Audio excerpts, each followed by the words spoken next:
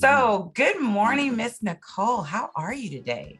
Hi, good morning. I feel great. Thank you for inviting me here, and I'm so excited to be speaking with you all. Awesome. Well, tell us something about yourself, Nicole. So I am a graduate of Cal State Long Beach, obviously, that's why I'm here. And I am the CEO of Girls Fight Back. It's a self-defense and personal safety company. I actually took it over in 2020 during COVID and had to switch and make things virtual. And now things are back to both virtual and in person, which is great. I love empowering people with information and skills that they can use to live their best life and to live limitlessly. And that's really what my passion is in helping people do the things they want to do in life without fear. And so I do that. I am also a lead instructor with Impact Personal Safety. And I created my own video series called Outdoor Defense, which lives on YouTube, where I talk about self-defense strategies for the outdoors, because I am also an avid outdoors woman. I enjoy hiking and camping, adventure, backpacking, all of those things. And I do most of those activities solo. And I wanted to help other people who maybe wanted to try solo or maybe just wanted to try it all and were afraid of getting outside for reasons other than just not knowing where to go or gear, things like that. Those who were fearful of their personal safety, and to help them know they have the ability to protect themselves if they need to, but just more so to bring empowerment and encouragement. Wow. That is, you just blew my mind, because I'm the girl I don't think I'm scared of people. It's the animals. It's the creature. It's nature. Well, I talk about that too, and break down some of the myths and also provide some strategies where if you do run into animals, I mean, I've run into just about every major predator that exists in Southern California. I've run into mountain lion, bear, bobcat, coyote, and rattlesnakes. And I'm here, so it's okay. Nicole, you're amazing. That's all I gotta say. You're amazing.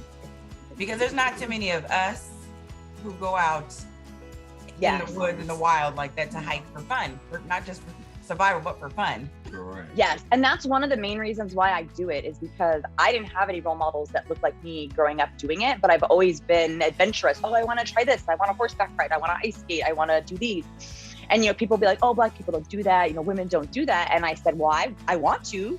So I'm going to, and I started just doing it, and then connecting with other Black people who are also doing it and trying to change the narrative that we can do what we want. We belong in any space that we decide we want to visit, and we should have the mentors, the education, the support to do the activities that we want to do.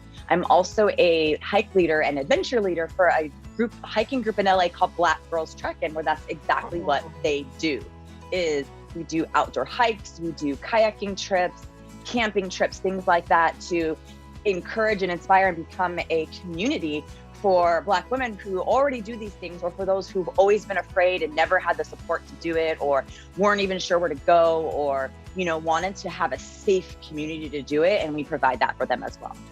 Wow, I'm gonna have to connect with you, because that is, when I say that's just amazing. You just literally blew my mind.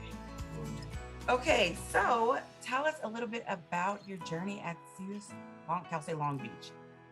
What was your major?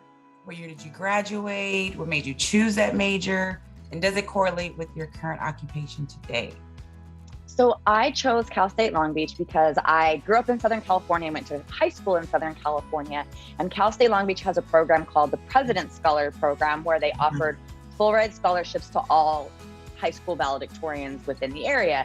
So I was in my high school valedictorian, and so I knew that my family wasn't going to be able to afford any other college unless I had some sort of full ride, full scholarship. And since Cal State Long Beach was the only one offering such a thing, I chose Cal State Long Beach, and I was a President's Scholar, and I attended. When I first wanted to go, before I went to my SOAR, I don't know if they still call it that, where you go and you go to the campus, you tour the campus, like orientation. Kind of. Yeah. And so I wanted to be a microbiologist. Wow. I loved life sciences and biology, and I wanted to do that. But then I got there and they told me how much math and chemistry and physics I would have to take before I could get into all the fun stuff of working with DNA and all that. And I said, you know what? I don't have a very strong chemistry background, so I'm gonna pick something else. And I always loved like being in front of people and performing. And I thought, well, maybe I'll do drama because I wanted to be an actor. Maybe I'll do drama. And then I said, you know, I kind of want to do something to where it could apply to more areas. And so I decided, you know what, I'll do speech communication.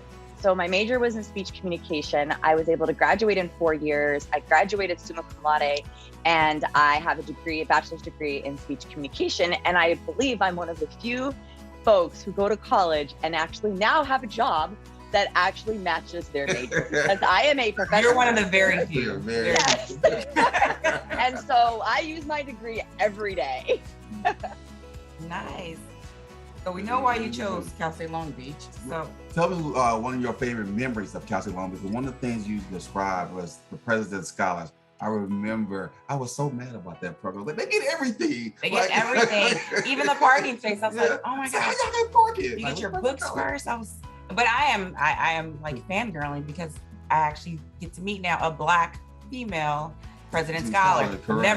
Never met one. Really? Yes. So you First just time, yes. telling you, you're checking all the boxes off for me right now. Yeah, you know, thinking back on it, I don't think there were many of us. There were not many Black women President Scholars that I remember. But yeah, my memory, I mean, it's been so long. I know I look young, but it's been a while since I graduated.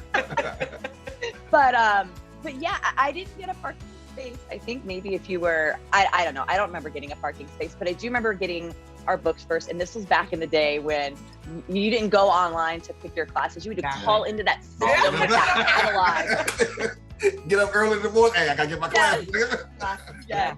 And I was also a member of the Learning Alliance. So between those two programs, I was able to get in and log into the system first to be able to pick my classes. So that was helpful. I don't think that was my favorite memory, but that is a memory. It's hard to pick what my favorite memory was because I met so many great people and had so many great classes. I would say, can I say 2 memories? Sure. Okay, so one memory is I remember walking by the Brick Plaza when it was just the one Brick Plaza. I know it's expanded out a bit now because so many people have bought the bricks, including me. And I remember walking by the Brick Plaza and just thinking, you know, I wanna have a brick there one day. Like I walked past it and saw, you know, all the names and said, you know what, I'm gonna do this. And college is hard and there's a lot to it. And I was working full time, even though I had a scholarship, like I still had to pay all my own bills. So I had a full-time job all 4 years in college while carrying, you know, 16 to 18 units a semester to try to get done in 4 years. So I was very busy and it was a lot of work, but I did it. And then I bought a brick. So that was like a memory that helped push me through. Like, you know, one day you're going to graduate and you're going to have your own brick. So that's a good memory. And another memory was I had a performance studies class. I don't remember exactly what class. It was an upper level, like a 300 level comm studies class. And I just remember the professor being so into the work and the teaching and the class material and what we learned, and then actually doing the final was like, you know, you performed something from like a book or something. And I just remember that was really inspirational. Wow, that's amazing. I love the brick story. Like that's, Yes. I'm like, I gotta get a brick now. I was like, you gotta be rich to get a brick. Like, right. like, come I gotta on. get a brick. I gotta get a brick. Like that's No, it's like $150, I think. And so I was like, I didn't get it until like just a few years ago. Cause I mean, still $150 is still Right. $150. Right. But I was like, okay, like it's not in the thousands. Like I can, eventually I'll be able to do it. And I was able to. We're gonna get a We're gonna get a brick. We're gonna get a brick. Yes. We're gonna get a brick. Okay, so can you leave the current students of Cal State Long Beach some encouraging words that will help them get through whatever it is they're going through and want to finish and make a difference, such as you have?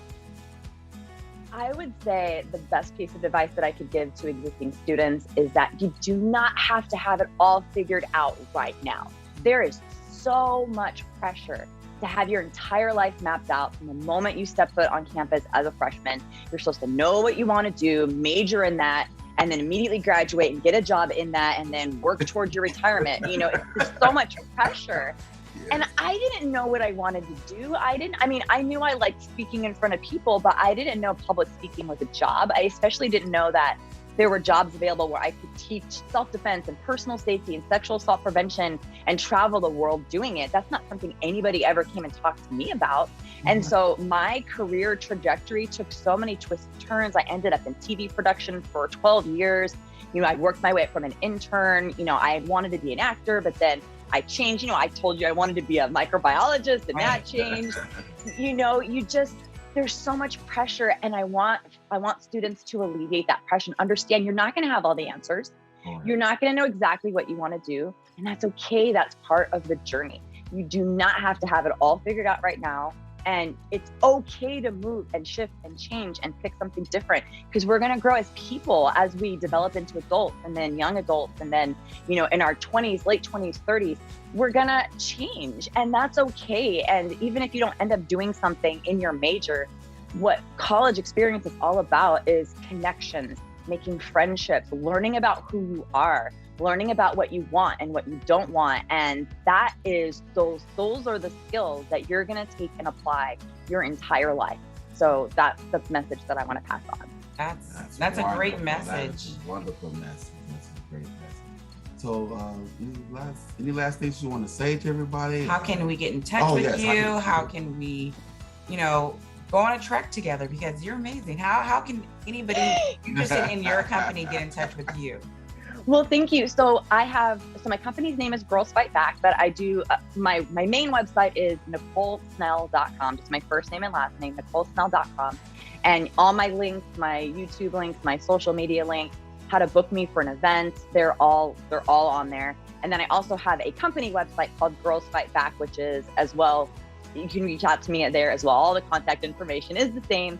And, all my programs that I offer on there, I do virtual and live events. I work with colleges, corporations, private groups, women's retreats, outdoor groups, anyone who needs empowerment, boundaries, verbal strategies, anything to help them feel more confident and safe going out and living their life. I do those types of trainings. And as far as hiking, follow me on my YouTube channel. I believe it's Nicole Snell Outdoor Defense, but again, you can find it on my website and link directly to there. And and Black Girls Trekkin', like I said, it's a group that I am a hike leader for. And if you go to Black Girls Trekkin', no G, just TREKKIN, and you can sign up for their newsletter and be notified of when we're doing events throughout the month, and join us. I would love to have you join us, whether I'm leading a hike or I'm just going to be there, or even if I'm not going to be there, Tiffany, I think you should absolutely come. And our co-founder's name is also Tiffany. Oh, I like it. I like this group already. Yeah. I just love it. Well, thank you, Miss Nicole, for taking the time out to speak with us and sharing with our Black alumni, and hope to see you soon outdoor hiking, because I'm one of those people who needs it bad. So absolutely. So hope to see you soon, and we thank you. Thank you so much. Have a great day. Awesome. You too.